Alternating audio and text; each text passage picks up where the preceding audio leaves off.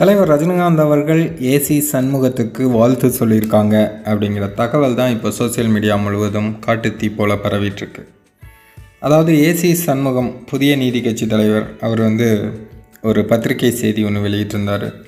அதில் அவருக்கு யார் யாரெல்லாம் வாழ்த்து சொல்லியிருக்காங்க அப்படிங்கிறது பற்றிய அந்த தெளிவான விளக்கத்தை கொடுத்துருந்தார். அதில் நம்ம தலைவர் சூப்பர் ஸ்டார் ரஜினிகாந்த் அவர்கள் தொலைபேசியில் தொடர்பு கொண்டு வாழ்த்து சொன்னாங்க அப்படிங்கிறதையும் தெரியப்படுத்தியிருந்தார்.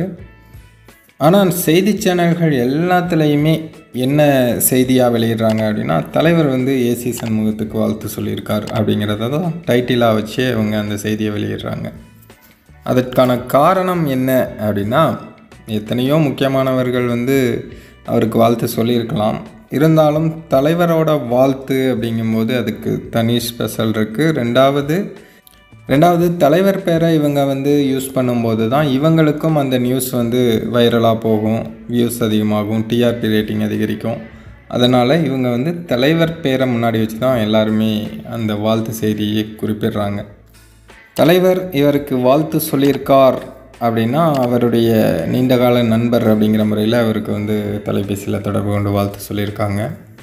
ஆனால் அதை இந்த நேரத்தில் தெரியப்படுத்தும் பட்சத்தில் தானே தலைவரோட ஆதரவு நமக்கு இருக்குது அப்படின்னு மற்றவங்க நினைப்பாங்க. அதனால் எந்த கட்சிக்காரங்களாக இருந்தாலும் தலைவரோட வாழ்த்து வந்ததுன்னா உடனே அதை வெளியில் சொல்லிடுவாங்க.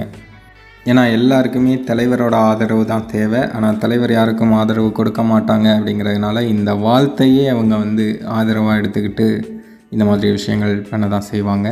ஏன்னா அவங்க ஜெயிச்சாகணுமே.